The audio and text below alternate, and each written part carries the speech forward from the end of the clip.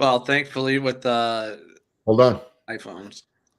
All right, Live. everybody. It's Friday at noon, and welcome back to Q&A with Alan and Marshall. Of course, this is a live show, and anything that can go wrong could go wrong. Marshall has been detained in Vegas. He called me last night, so I had to rally the troops. Marshall, we miss you. Hope you had a great show. Um, but of course, I called the number one standby we have for everything, Mr. Richard Greaves. Richard, thank you for coming Thank on. you, Alan. Good. And then someone who has not been on the show before, he's a friend of mine and Richard's, and back in the industry in a different in a different role. Anthony Sharples. And Anthony, welcome to Q&A. Thanks for jumping in. Absolutely. Thanks, Alan. Richard, it's great to see you as always. Yeah. And if you don't know, Anthony had a shop. And Anthony, I'm going to give everybody my overview of how we met. Okay. And when I met Anthony, he was just another printer, running the mill. Not the worst, not the best. Yeah. Would you agree at that point, Anthony? Oh, yeah. Yeah, definitely. And I remember shop, one manual or one automatic press. Yeah, Yep. one automatic, one manual. And he was doing not bad work, but you tried some simulated process. Mm-hmm. And I think that's about when you thought, okay, I've got to change things up. And I remember you talking to, and it was when the bell went on, but you said, I remember you and I talked quite a bit on how do you up your game. Yeah. Talked to Richard, you talked to Charlie Talib, and then you had a conversation with, rest in peace, Joe Clark. Mm-hmm. And that's when everything came together. The bell went on, the light went on. And Anthony, the way I remember it is you actually took 3 months and actually overhauled every process you had. Oh, yep. Yep. And you went from being just a printer to you became a premier printer, mm-hmm. process-wise. You have won awards for 4-color process and simulated process. Mm-hmm. I remember at the Impressions Award, you told me, I'm entering. I want to win. He goes, I would love to beat our old friend Andy Anderson. Mm-hmm. And I actually remember the news I gave you is that Andy is not entering this year. Yeah, it was kind of a bummer.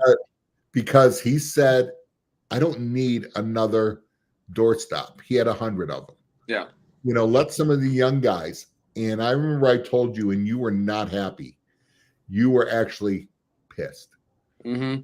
Said, Alan, I would love to talk to him, or you can. He goes, I want to win this, but I don't want to win it against anybody unless he's in it.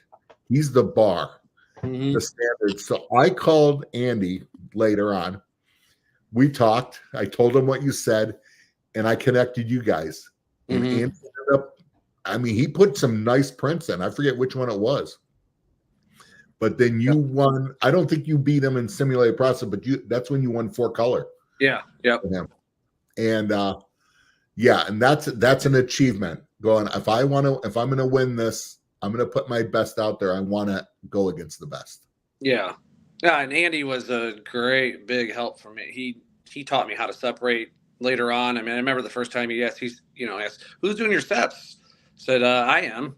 And, and I was self-taught. And Andy called me and he goes, you want some help a little bit on some colors? Well, duh. Of course for you, of course. And that was the start of our friendship there too, as well. And that's the mark of a true expert, going, I'm going to share the knowledge. Yeah. And that's kind of where I'm at now too, now on this side of so now we'll fast forward. You ended up just going, I'm tired of what I'm doing, and wanted to go into, and you are now, tell us who you're with and what you're doing. Yeah, I'm working for Tech Source now in Indiana. And so Doug Smith, who owns Tech Source there in Indiana, Alan and Doug were the first 2 people to ever come to my shop. And that went a long way for me. So I was just a little nobody, but they would come around. And so after a little bit of time away from the industry, talked to Alan about coming back in, and he mentioned Doug and put us together. So Like a now I'm week and doing a half sales, later. technical sales, and consulting. So I'm traveling all over Ohio, Indiana, Michigan, and helping people out. And we brought Anthony on because you were just at Printing United. Yeah. Well, great. We got a couple of people watching, so let's say hi. First of all, if you are watching, this is a live show. If you're just listening in the background, make sure you sign in. Let us know who you are, and then this is always replayed. If you have any questions, let us know or email us, and we'll do what we can. Brian's here from Missouri. Good morning from wet Missouri. Crappy weather for driving across the state. No. Yeah, well, at least that's not ice, Brian, but be safe, buddy. Yeah. So, and Richard just mentioned Brian. We were talking earlier on it. And look who's here, our buddy. Greg. Mr. Greg Kitson. So hope you're doing well, Greg. Thanks for listening. I've been in Mind's Eye a couple times lately. And it's not the same, is it? Not the same, but there's a great couple of people running and trying to carry on Greg's legacy there. So, yes. We have Mr. Sam Bollinger from Multicraft watching Yeah. out of Indiana. So how you doing, Sam? Hope you're doing well. So yeah, that's where. Let me turn off my phone since people are chiming in. And I don't need that. There we go. Well, guys, so if anybody's watching it on this, and a lot of people are still traveling from the show, I talked to Mark Deal this morning. He took a red eye back and went right to the office. Mm-hmm. Yeah. What do you say? Anything else, guys? How you want to add? Or Anthony, so what let's talk about real quick. Let's just start with you have went from being a printer to what I remember you and I have talked extensively. You said you wanted to go into what I affectionately call the other side of the squeegee, into the vendor manufacturing realm. How's that been? It's very different. I have my opinion. So everybody knows Anthony, Texas, Indiana is one of my dealers. I talk to Anthony all the time. Yeah, so, every day. Yeah. He'll tell me, he likes to call me up and tell me stories about his basketball career. So if you guys don't get a chance, better ask about I used to have one. So.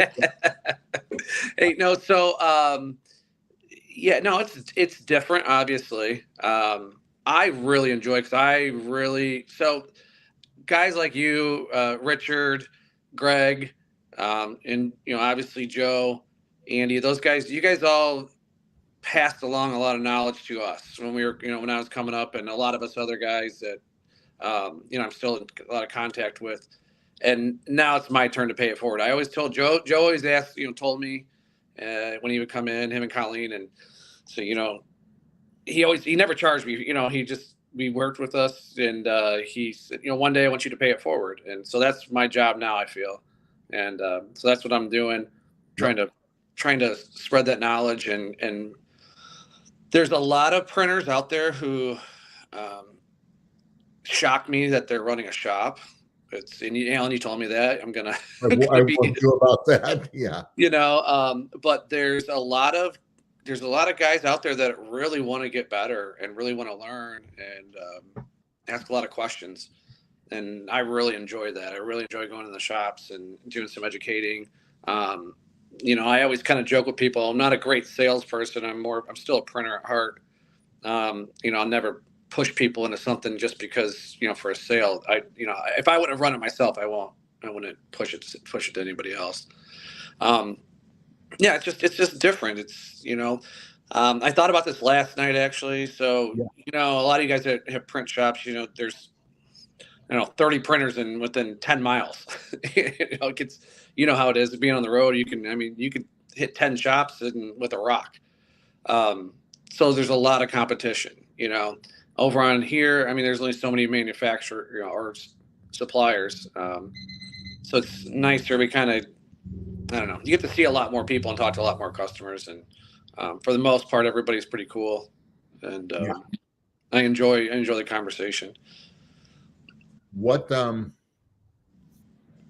know when you first started with this, I said you're because I know you real well. You know, we're more than just colleagues. We've been on out to expensive dinners. We've Yeah. been to fishing trips. We've almost been killed on Lake Erie together.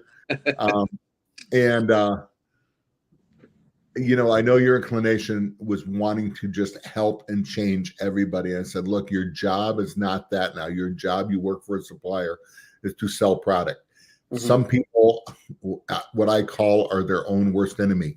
And you've seen that where you're going, how are these people in business all these years in spite of themselves? Yeah. And that's a hard thing because some people just don't want to hear. Marshall laughs that I call it the "don't confuse me with facts, my mind is made up" scenario. How hard is that for you, like every day? Because I know it still kills me. It kills Richard when we talk to someone. Yeah, and Richard, you'll appreciate this as the screen guy that you are as well, and roller frames. So I mean, I've been in several hundred shops over the last 6 months, right? And I can tell you this right now. I have been in only two shops that have a screen tension meter. 2 out of hundreds. How many are using them though? Are they using it though? No. Even the one people, they had one and they didn't even know they had it. It was, it was buried. And that to me is like, I mean, that is a tool. We were really anal about it. I mean, we had spreadsheets on our screens and we were checking them every couple rounds. And I mean, we had them numbered and how many impressions. I mean, we were really anal about it, but I mean, we were doing stuff a little bit different than most people were doing. But everything starts with the screens are so important, and the lack of care that people take with that. The fact that, I'll go in places and I'll bring my meter out and put it on a screen and they're printing 8-10 newtons on screens. And when's the last time we bought these? I don't know. When we bought the business 10 years ago. Yeah. And, and that to me is really, really hard to and I don't mean to sound or be down on anybody about it. It is what it is. Some people just, they care about making money and that's fine. I looked at it more of a, screen printing to me is a trade and it's a craft. And, as me as an artist, it's the whole reason I got into screen printing is from my art background. I take a lot of pride in making sure that the art came out the way it's supposed to come out, and right. That's the hardest part for me is really just seeing that end of it. But like I said, I mean, a lot of people, they'll listen, they want to learn. And I don't push that on anybody. If people ask questions, and they want to, what can we do to get better? I'll help you out. But I'm not going to, I'm not pushing anybody or telling them they're doing anything wrong. Because that's just, never going to get anywhere with that. But that's the hardest part for me. It is. And especially on that. So, yeah, I see it all the time when I'm in a shop, going, my white ink looks like crap. I can't print this. Or when I was selling full service like you are, I just need a better price on my ink. Fine. How about if I give you 15% more yield? Can you do that? Sure. Right. Control your tension. That's really, since you brought that up, and you brought this up to me years ago, Alan, and, when Joe taught me, we went to all thin thread. The way we coded was different because we were coding for RZ as opposed to EOM and things like that. And so our ink yields were so much better than everybody else's. And the amount of money we saved on supplies, and it wasn't great for you guys, selling us, but it was great for me. And it's funny to some of the people who I go to, sometimes I'll be in a shop for 2 or 3 hours because they start asking questions. They get, and of course I start deep diving into stuff, and you see the same light bulb I know that you saw and both saw with me, clicks and goes, oh, that really makes sense. And to see that go on now when I explain it to people, that's pretty cool to see. Yeah, and that's where I would go on, okay, you want to save 15% on ink? I'll show you how. You want 10% faster squeegee speeds? There it is. It doesn't have to be thin thread. It can be just increase your tension. Yeah. Control your tension. Good. We got some more people watching. Our buddy Ray Greenwood. Hey, we're Anthony. That guy. Up with him. Yeah, we gotta. You guys, you gotta give me his contact, Ray, so he can talk roller frames. Absolutely, cool. Mr. Dan Campbell, Dotone Dan, how are you doing? I haven't seen you in a very long time. It's What's like a that? blast. It's a blast from the past. A lot of people coming out. Oh yeah, exactly. So, great. Look at that. He has the Nashville shirt from the Shirt Lab where Dan spoke at, and yeah, it was a great deal. Ray says, I want to print like the big guys, but I don't want to change or spend money. If you can't help me, you're a hack syndrome. Absolutely. Yeah. You know, here, and I don't know, hopefully this doesn't sound the wrong way, but whenever I go into a place and, you know, they kind of look at me like, why would I do this differently? Or why would I change that? I just bring out my Instagram and show them some close up pictures of dots from our things that we've printed. And then they're like, wow, okay, that makes sense. Yeah, exactly. The proof is in the pudding. To do that. Yep. Everybody's got a decent microscopic like phone. Yep. Yep, absolutely. Yeah. Ray says, yeah, you do not totally need thin thread depending on the ink type, but the difference is you need tension in your coating for specific EOM along with RZ. And Ray, just so you know, when Anthony was printing, he one of the few guys that probably the only guy I ever knew who did roller frames in inverse tensioning, reverse curve. Yeah. Yeah. Actually, so it's funny that I think the only other person I know, and actually Lon and I had a conversation about that when I met him in Indy years ago. And he goes, "You're the last person I know doing it," because I was he was still doing it for a while. I don't think he does anything like that anymore. But it's just it's hard. It's not feasible for most people. But that was a long time you don't have. But it makes a difference. But you know what the key is? That was the SOP you had, and you followed SOPs. Yeah. And it's all about the right SOP for that shop. Yeah. Yeah, perfect. I'm glad you said that too, because that's something anybody who is listening to this that's running a shop, anybody can come in there and tell you, this is how you do things, this is how you print, this is how you do it, but they're not in your shop. Your shop is completely your shop. It's completely different than everybody else's. And you have to do things that are relative to your shop. And you got to put a process in place. And once you follow that process, so, you know, Joe taught me a long time ago that, you know, you can put that process in place and print, you know, award-winning 4-color process. But you know what it does? Now when you go to print that 1-color job, man, it's easy. It's beautiful. You'll print the best. Some of the proudest prints I actually have are white prints, just white on black that are just, and I joke at people. I joke with Alex about it because, you know, he's all water-based and discharge. And I told him this week, I said, I'll show you stuff that we printed that you think it was water-based and it was white plastisol. You know, you can do it the right way. There's ways to get it done. But you put those things in place for you, it makes everything else so much easier. You know, back when I coached wrestling and then I always told kids, train to be a world champion because everything else falls in place. And it's the same thing. 100%. So when I did the seminar, 5 Fundamentals, you know, it was the same thing. I would have these incredible prints, and I always had yours. I still have them hanging. I should have got them out and brought them in here, Anthony, the ones you had that I used for seminar. Yeah. And I would have this. It was a Garth Brooks print that Andy Anderson did, and it was a watermark of it. It was incredible. Mm-hmm. And I was there when that was being printed. But on his other press, he was just doing a 1-color black on a gray polo, left jacket.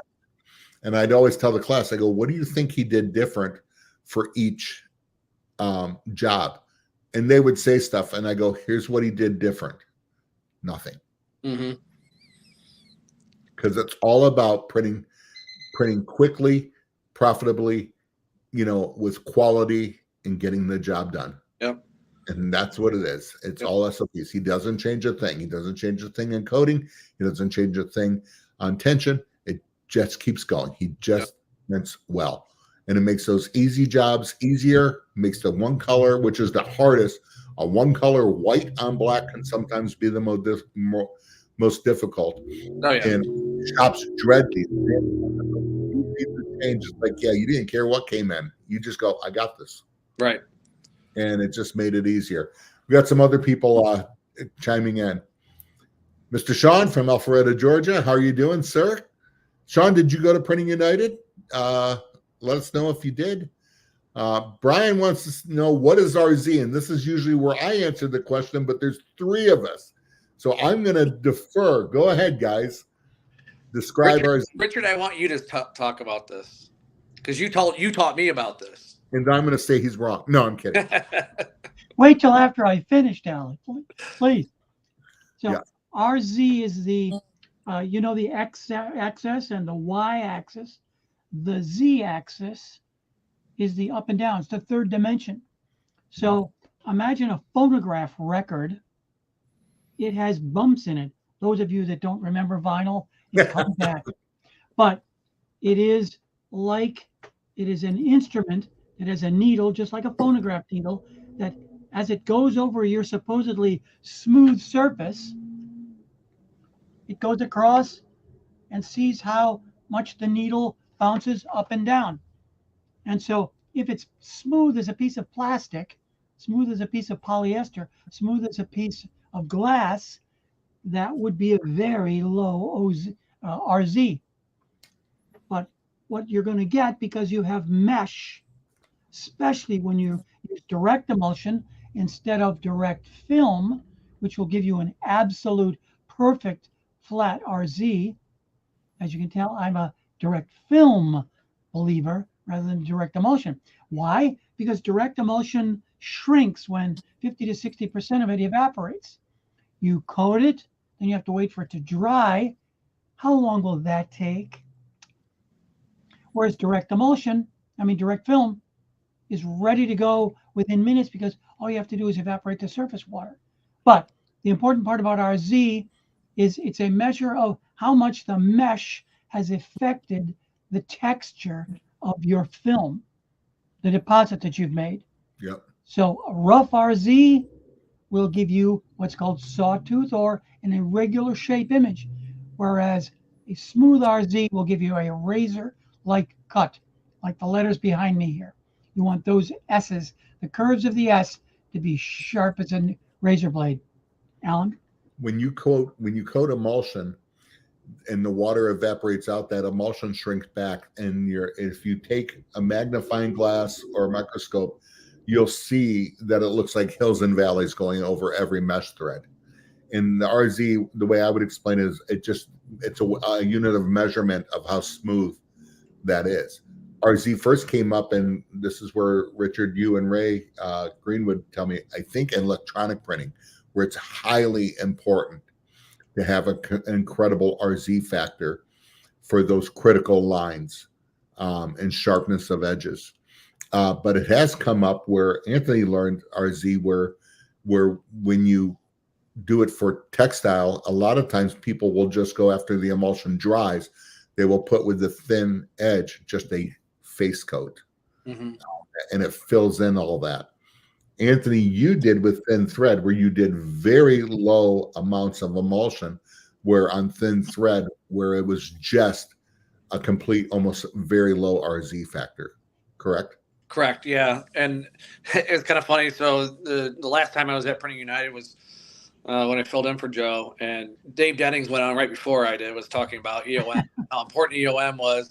And I'm doing Joe's, no big shoes to follow there. Yeah. And I'm doing Joe's presentation, and we get to the slide. I remember I said to Dave, I said, Dave's going to kill me when I say this, but don't shoot me. This is Joe. Joe made this. Don't yell at me, Dave. Yeah. And he said, EOM does not matter. It's all about RZ. That was Dave looked at me like he wanted to kill me. And, yeah. But no, I mean, both are obviously very, very important. the way we did, I did one when we were doing, high end process stuff, was 1-on-1 with a sharp edge, and then I would follow up with a face coat on the inside, because it was more important to have that very smooth and low RZ on the inside so I could run faster, and it would give me crisper dots running that way. And I think that kind of leads into and so RZ is very important to you when you want to print fast. You need that smoother surface, right? You don't want that chatter going across with all the little. Yeah. It's all microscopic stuff, but when you break it all down, it all adds together, and you notice these things. And I think the caveat is that the reason you could do that is that you had all your other processes set up. Yeah. Your tensions, your threads, and everything, so it all worked together with that. Where I think where EOM comes into for most generalized printing, I'd rather have good EOM, because most people don't need that real low RZ for what they're printing. Yeah, most people are not. And, so, but that's a great question, Brian. So thank you. Let's see what else we have for here. Ray says, "Ooh, nice reverse curve. It's a master technique. You need it." So, we're going to get Ray and Anthony and Richard together with some roller frames, and I'm just going to sit there and watch and take notes. A lot of people don't know what the mesh panels made for rollers are made for high tension on longer frames, say 25-36 at 35 newtons. They already have reverse curves built into them by the factory. Okay, interesting. That's interesting. I didn't know that, because there was that's a discussion for another day. But we try to, Joe and I and Colleen all try to figure out ways to have reverse curve panels made. Yeah. But on 23-31, so that's interesting. Yep. Sean says he was not in Vegas. Okay. It's not just the threads that are creating the RZ, it's the particle size of the emulsion that are adding to it. And now we're into the functional part, because there are emulsions that are almost no particle emulsions, or minimal particle, which are highly expensive and incredible to use. Yeah. He says, imagine an 83-100 with a 2 micron EOM that still has a 3-4 micron RZ for high solids acrylic. We can do that with direct emulsion. Absolutely. Yeah. So, and now we've really, we've drilled down into something that we didn't even think. Yeah. This is fun. This is where the three of us live at. Yeah. Look at, and absolutely, man, we haven't had this in a while. So, yeah.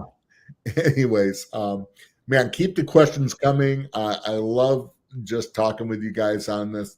And Anthony, I remember, so I'll give the funny story. Anthony found out that most of I live in Michigan, Richard lives in Michigan, and so does Mark Deal from Dalford is in Detroit. They live in Detroit and Metro Detroit. I'm a little farther north. But it got to a time where we would get together at least once a quarter for lunch, and we haven't done that in a while. And Anthony, I remember, blame you. It is on me. It is on me. So, but Anthony, you were printing. You said, "Man, I would kill to be a fly on that wall." And we don't really talk about this all the time on it. We talk about life and just stuff like that as friends. Yeah. And remember, we told you, said, "Hey," and I think Richard was there or Mark was there, and just said, "You want to come up and buy us lunch? You're welcome to." And you said, "Yeah, I'll do that." They go, "Where do you go?" I go, "Yeah, we usually meet at a place called the Rattlesnake Club." Yeah. And you looked it up, which you're a fine dining snob at times. And you looked up, said, "You guys really go that?" And we kind of led you on a little bit. We said, "No, we go to some diner." Yeah, usually. I can tell you, because I know right now John and Mark are not going to damn Rattlesnake.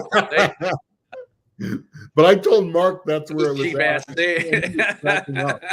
But that would be the last time I saw you, Anthony, and that would be when I came down with John. Yeah. Yep. I actually I pulled that. I had that picture up the other day too. Actually, that's funny. I'm looking for it right now.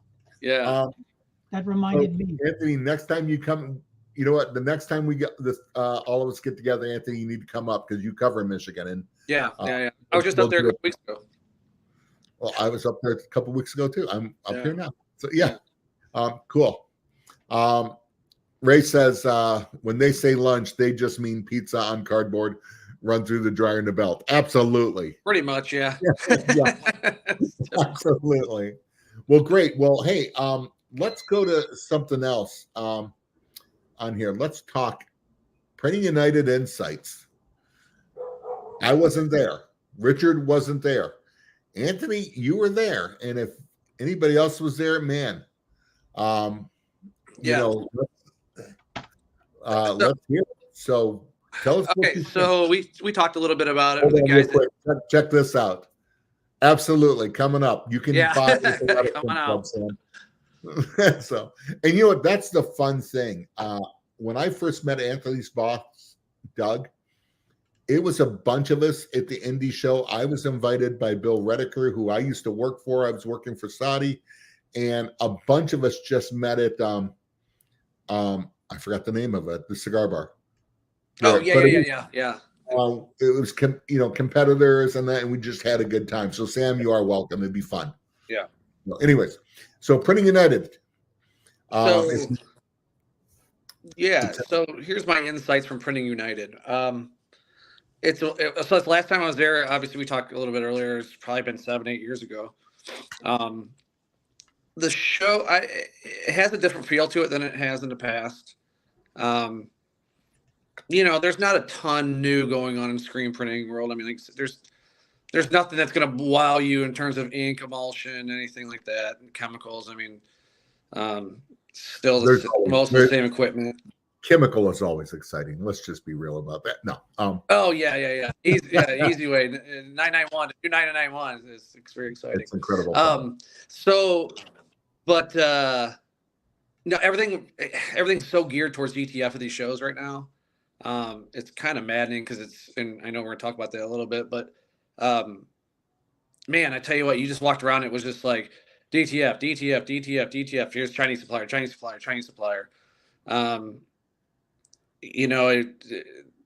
Probably the coolest thing that I saw, honestly, is kind of weird, is PMI's got it's a new, they call it palette gel or something like that. Sort of like the print grip sheets or whatever. Right. I saw the advertisement. Yeah. Yeah, there's some big differences between that and the print grip. Both cool products. For us, it's, Sam, you'll appreciate this. You look at it, you're going, man, now I can't sell palette tape and glue, which we always sell a ton of that stuff. But it's going to be good. I mean, it's good for the industry. It's something new. It's actually it seems to be a working product. I'm gonna work with it a little bit next week. It's good for the environment, saving shit and saving, the amount of people who are still using so much aerosol in their shop. I mean, that stuff's not good for you. Right. Well, I guess it's supposed to last like 10,000 prints. Did they say? No, 100,000 impressions. That's a big number to put out there. Big number. That's exactly what I said. I said, what? Because you look at it, and honestly, most shops, man, that's gonna last a year or so. Yeah. If we're a smaller shop, shit, that might be 2 or 3 years. Yeah. Ray, this is a new one. This is a brand new one. It's a gel. No, yeah, it's a gel. It's like a silicone gel, and you so you just spray it off when it gets all litty, and you don't really have to scrub very hard. I appreciate that. Yeah. You don't really have to scrub. You literally can just wipe the stuff off, and it's dry. And but it also changes colors. So we were kind of joking around. You guys have been running your shops, and you have other people running your shops. The morning when you come in, and I'm going to go warm the pallets up, and then they go out, they smoke a cigarette, they're drinking coffee, blah, blah, blah, getting all their stuff in. Well, this thing will actually, when it gets to 120 degrees, it changes to yellow from blue. So when your pallets are ready to go. It's it's pretty neat. Yeah, there you go. He just did. So yeah, it's pretty neat. That was one of the newer things I've seen there. You know what's funny, as I am noticing even more and more. I was into a shop that has about between 17 and 20 automatics a few weeks ago, and they're using they're not using even water-based palette adhesive. They're using Dual-Tech, the paper glue and all that. Yeah. So a lot more shops are going right to it. Yeah, there's a little shift. There's definitely seen a shift in the industry with that kind of stuff, which is not a bad thing. No, it's not. Right. Like it sucks on our end. That takes a lot of money out, but it's good for everybody else. Another product though, but yeah. Yeah. So, But as far as the rest of the show, yeah, I mean, there was, like I said, just a lot of everything's just kind of going to DTS, or it's shifting that way. There was a little bit of a different vibe to the show this year. I felt like. Go ahead, share that. So And everybody, tell us the names of the people you were hanging out with. so I was with a couple of buddies of mine. I went out and met up with Dave Phillip from Bim Ritter and Alex Hogg from Twin City Tees, and we're in an email. We've got an email group that actually. So Joe Clark actually put this whole email group together years ago. 10, 15 years ago. Mm-hmm. And me and Mike Franco, Jason Vanek, and Alan Johnson, and we talk quite a bit. But we don't get to see each other. Obviously, we're all spread out all over the country, so we really don't get to see each other, and nobody really has had time to go to shows. So it's good to see those guys and get an idea of what's going on. The overall feel of the show. I mean, you guys that are in, going in the shop. And I wanted you to share that because this isn't just your feeling. This is conversation you all have. Yeah, this is everybody's feeling on it. And even some of the vendors that we talk to, I mean, it's kind of different. So it's really funny. And you asked me about, like, what's the difference between being a supplier now as opposed to being a customer at the show so much, is people are a little more honest with you, like, so when I go talk to Alex, your boss, and I go to talk to, talk to guys at M&R, talk to Ryan Moore, all these guys, we're talking to. Have a good day, Sam. Go sell something. Go sell chemicals. Yeah. See, while I'm on here, Sam's out. He's in your accounts. So the overall feel is just, the economy's down. Obviously, everybody knows that. I mean, there's no arguing about that. Supplies are down. Equipment's way down, really way down. So it just had that kind of weird feel where people weren't as excited. They just kind of had that, I'm here, we're here selling, or we're here set up. There was no real excitement that I've seen in the past. And it wasn't what was it? Would have been what? Wednesday was attended a lot better than Tuesday. Was seemed pretty dead. I heard Thursday. I left Thursday morning, but I heard Thursday was kind of down. I heard the same thing, and I haven't heard how Wednesday was from our company. Yeah, and here's the fact of the matter too is as cool as Vegas is to have a convention, Vegas is insanely expensive now. Outrageously expensive. Just outrageous. So I mean, shit. I went to I got a Bud Light in Harrah's, and it was $13. Like, and that's just one example. I mean, you can't. You talk about food. It's a very expensive trip to take. And I know it's going to be in Orlando next year, but. Well, Craig,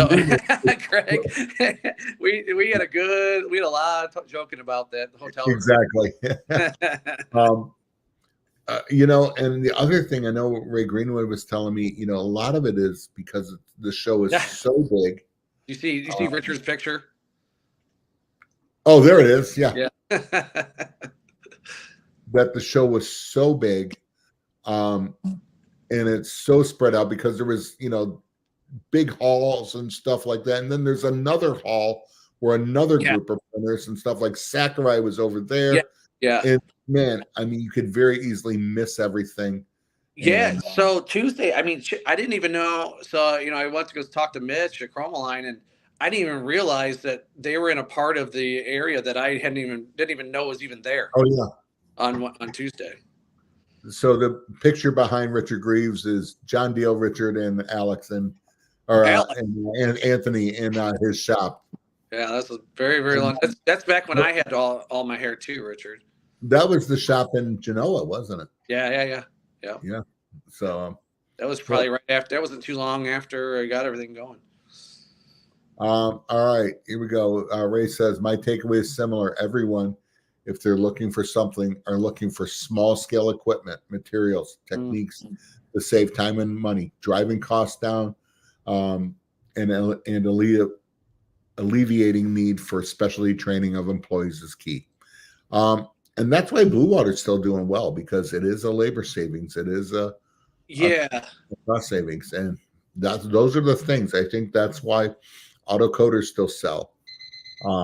because that's it. And Anthony, you said there wasn't really anything new in of new printers. There was some DTF add-ons. There was some, slicing capability on DTFs, which has been around. Yeah. But they had. I know Rock had something with it's essentially like a passport to take off, to peel the DTF film after they stamp it, take the shirts off. M&R was kind of acting like they invented the slicer, but so it's essentially it's a CNC. It's it's a flatbed cutter that's going to trim stuff.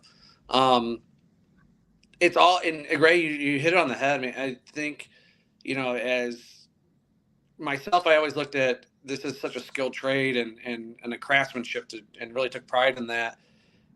But you see now with DTF, it's becoming okay. You're going to have the people that it's very easy to get into that, right? Okay, or we can buy transfers and heat press. And we'll have to get into screen making.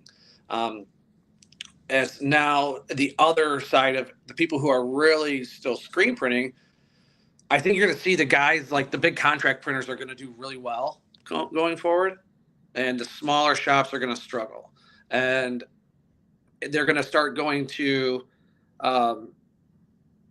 They're going to start going to. It's going to become more of a manufacturing process, And I came from manufacturing, so I see how things are going. There's less need for, like you said, for specialized training. You want to be able to let's bring in cheap labor and we're going to knock this out and make it as simple as possible. Or if you're going to have less labor, all that labor better be specialized to do it all. Yeah, and it's in labor. Everybody knows that's in business. Labor's your biggest cost. But I'm not sure that's a bad thing, because I've always said the difference. Screen printing is manufacturing. It is. You look to it as a list of processes, and it is manufacturing. And the fact that we're getting up to that level, it needs to be where everybody's seeing. And I think that's good for the industry. Now, I like automation. I'm kind of excited that Rock is showing, almost like a passport, but takes off film for DTF. That is automation. And I think automation is going to be just the future of our industry, no matter what. And it has to be.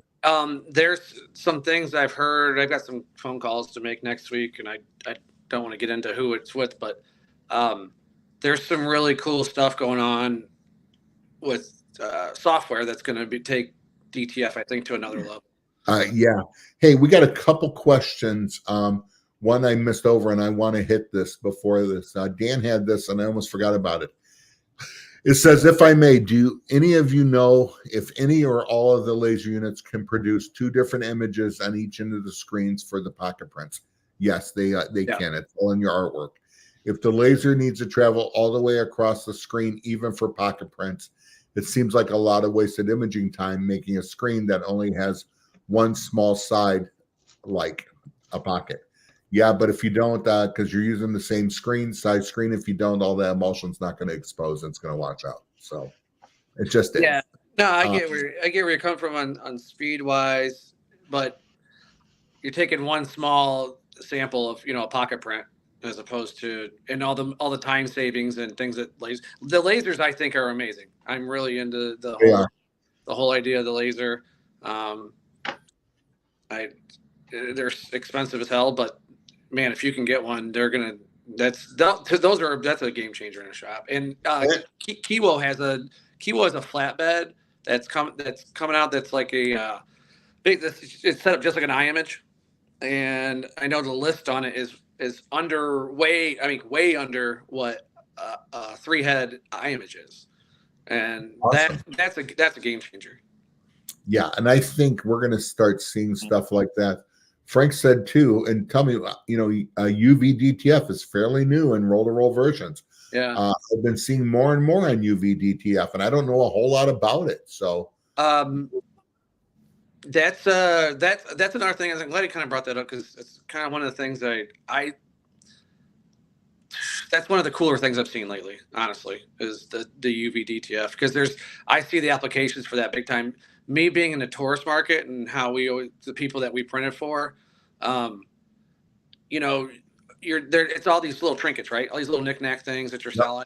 cups and mugs, and the tumblers are a big thing and all that kind of stuff. Yep. All they add specially. Well, Yeah. not anybody or not everybody wants to store or buy 144 mugs or 288 mugs and glassware, shot glasses, all this kind of stuff.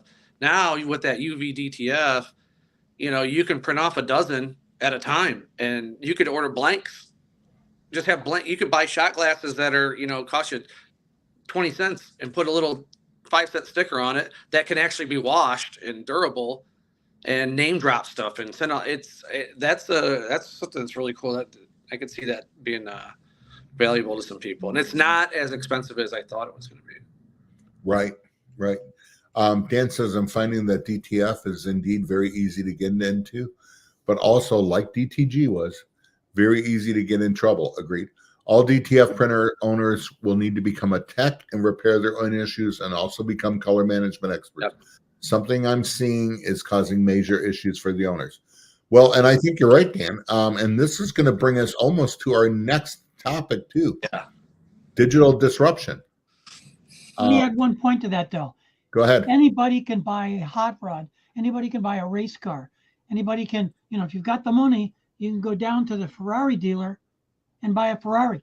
That doesn't make you a race driver. 100%. That's good. It's all the same. Race cars break down more than regular cars because they're built to the limits. Yep. I think you're right on DTF. People are buying them as push play, and this was a big problem when DTG first came out. And people are learning. You have got to adjust your artwork. There's a different way of doing artwork. Anthony, you were just talking about that. Dan has talked about that. Yep. There is a different way. You better have a climate controlled room. And sometimes I'm going to throw it back on the manufacturer, where you almost got to say no to the sale. If you're not going to have an enclosed room, if you're not going to have climate controlled room, if you're not going to have safety measures for your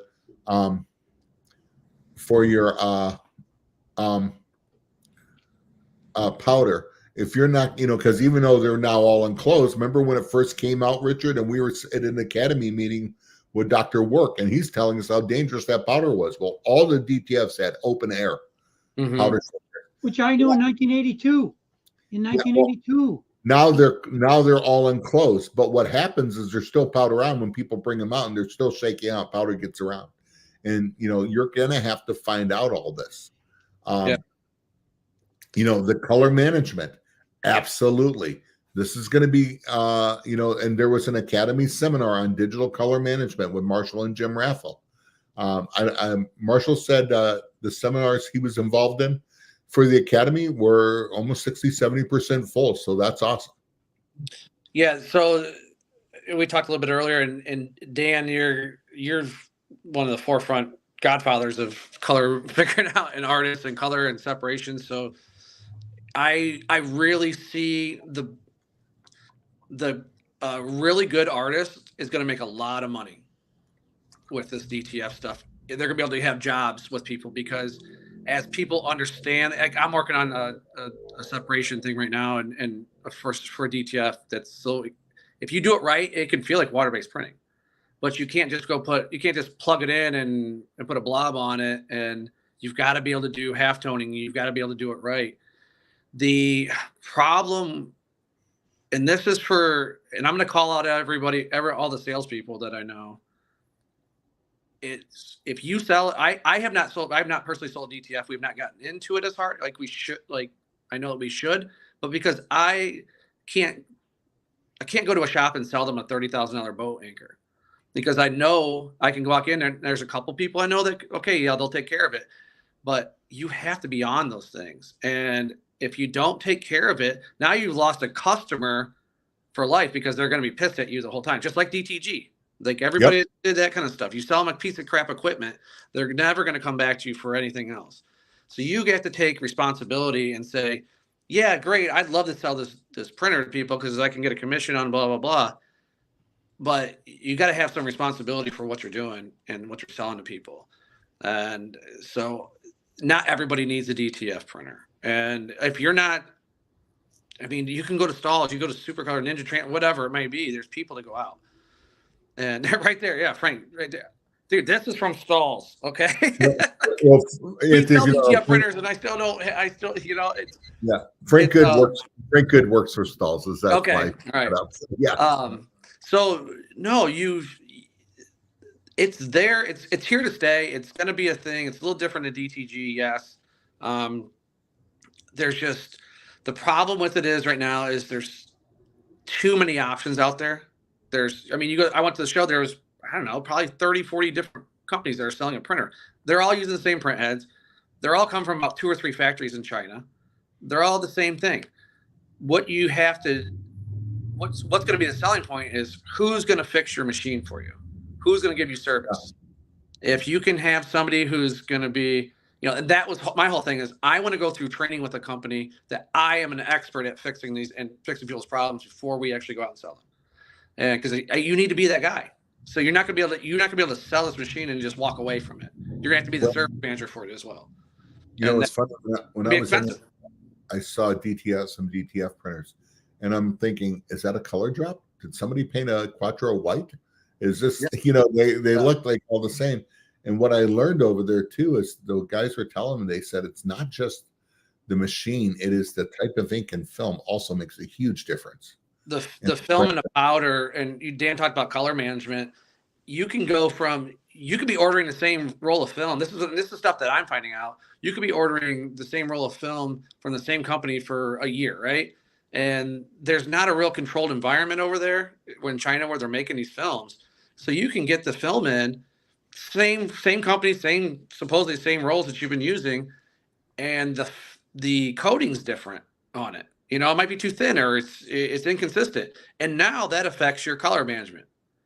So your color profiles are all messed up. Now you have to adjust for the film as well. So there's a lot of stuff in there. So if you're really serious about, you're worried about hitting colors, you better know your stuff, and you better do some training on it. Yeah.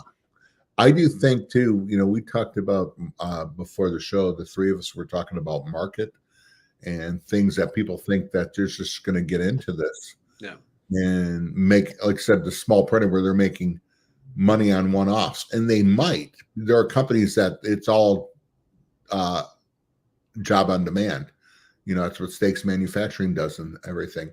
But if you don't know your market or don't have a market or know your niche where that's going to work, you might just have spent $1 zillion on something that will sit there. Mm-hmm. That's where guys like Stalls, all these other companies where, I know a lot of people before they got machines, they built that market up and they just bought transfers. Mm-hmm. And you can still get screen printing transfers. Most of them do screen printing transfers. You can do digital transfers. You can do DTF, whatever. And sometimes that is the best way. Make sure you have your market set and you know who your customer is. Yeah. What do you think, Richard, on that? I think it goes back to my race car analogy that you can buy a Viking stove, and that doesn't make you Julia Child. That it's all the work ahead of time and all the work afterwards and all the experimentation.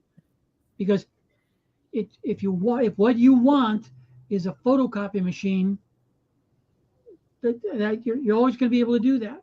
But there's no sense in buying a $30,000 photocopy machine just to make plain paper photos.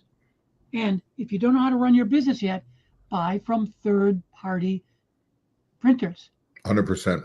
Mm-hmm. There's so many of them, and they've got really good equipment. So we talk about that in another section here. I won't go into that in detail here. Ray says with regard to DTF film quality, it's not just a lot-to-lot consistency. There are chemical availability changes going on that affects formulations. Even the polyester film industry is suffering from this right now. Thanks a lot, Ray. Yeah, and you know what? I think as printers, you have something like this, and even in screen printing. When there is a change from the manufacturer, not because the manufacturer goes, well, we're making money, let's disrupt things and change things. Sometimes you have no choice. You got to change a formulation. You have to get a different, raw material and stuff. You have to be able to be savvy enough to know how to adjust to those always. Um, so, I remember, I'll go way back, and Richard, you will too. I remember when they first took lead out of plastisol and heavy metals. It's like, that's where opacity came from. The cadmiums, the chromes, and the chrome metals and stuff, and those all came out. Well, the colors we had in the early 80s were amazing. Yeah. Well, yeah, I mean, the white inks that are digital white inks, they have got titanium in them for a reason. Well, it's all, and that's what causes your issues with your print heads. Always. But the point was, you have to adjust as things change. Yeah. Nobody even talks about lead in inks anymore because it just is. Only Richard and I and old guys remember that. Yeah. I remember in UV when V Pyrol it became a problem. Well, that's what made UV inks flexible. Everything became brittle, and it just about some ink companies just about lost their mind on a big market share trying to figure that out. We have seen, as color changes and color matching has happened in screen, we have seen, things in emulsions. And you have to know this, what Ray says, you have to know what happens when a manufacturer changes a formulation in the film. Are they going to tell you? Are you going to be savvy enough to make your adjustments? So, yeah, there's a lot to go into it. It is still manufacturing, even a smaller one. Yeah. And that's where, I'm like, man, before I put that money into machine, I would be calling Frank Good. I'd be buying product from stalls and going, just print and make money, Yeah. And the best part about that is you're going to, as long as you have a good game plan, you're going to set your prices to reflect, right, that you're buying from a third party, correct? Yeah. It's like contract printing.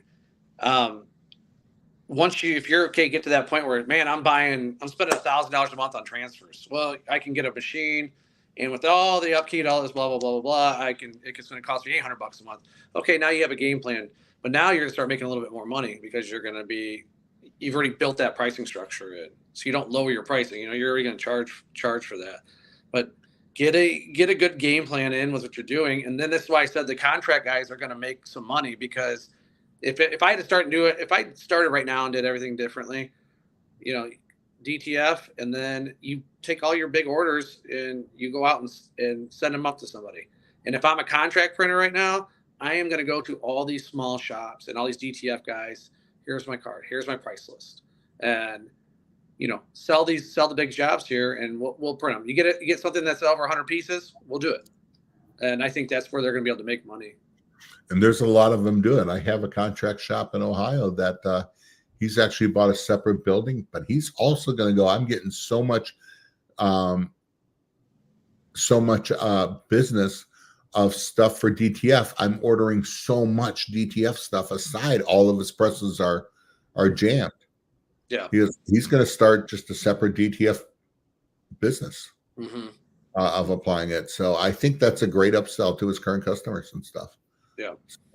Yeah, absolutely. Frank says, "Oh man, how I miss my heavy metal inks. Cadmium makes such a nice reds and browns. Lead-based white.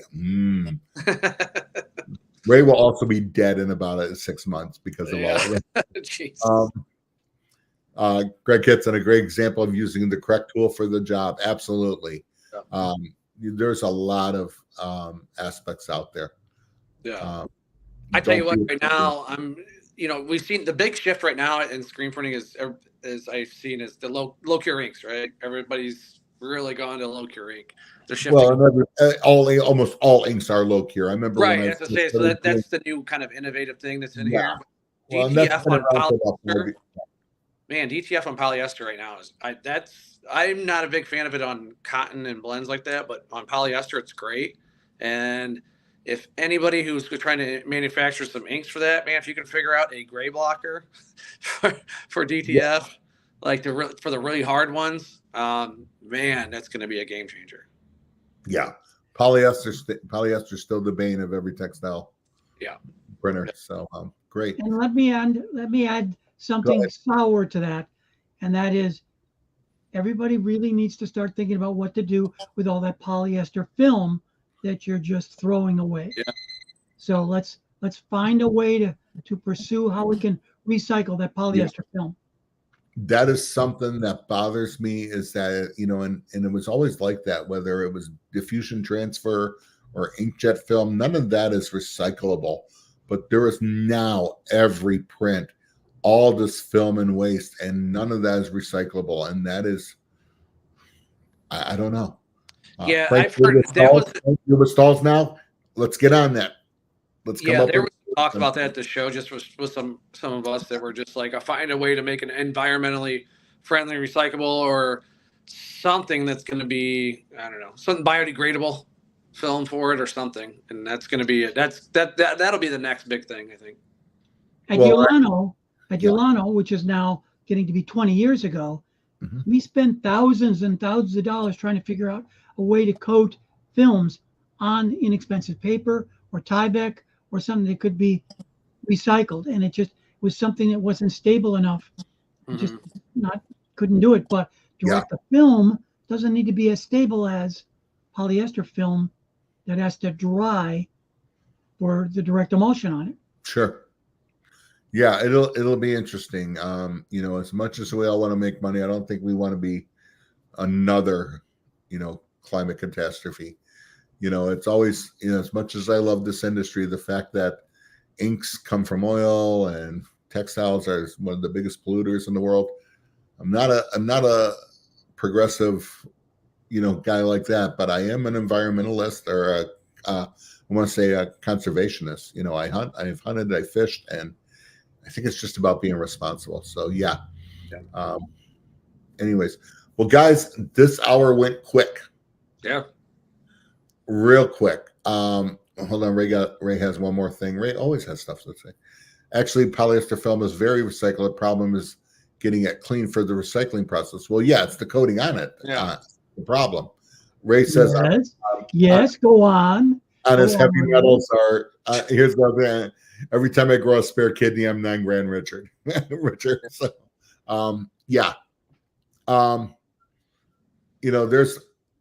there's a lot that needs to be done. And we don't have the answers here.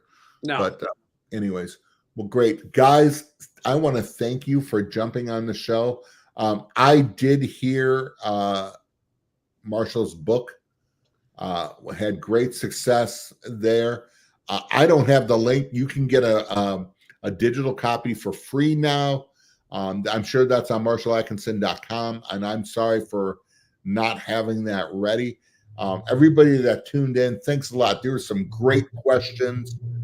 Really appreciate it. Anthony, so great. We'll look forward to having lunch here. Let's plan that and get it going. Yes, Richard. Real soon. And we'll even invite Sam Bollinger up if you want. Yeah. So, it would be a good time. Hang out, guys. We're going to say goodbye. If you're watching or haven't, don't forget, the replays will be done. You can go to YouTube as my favorite and go and get that and get the replay. Everybody be safe and have a great weekend.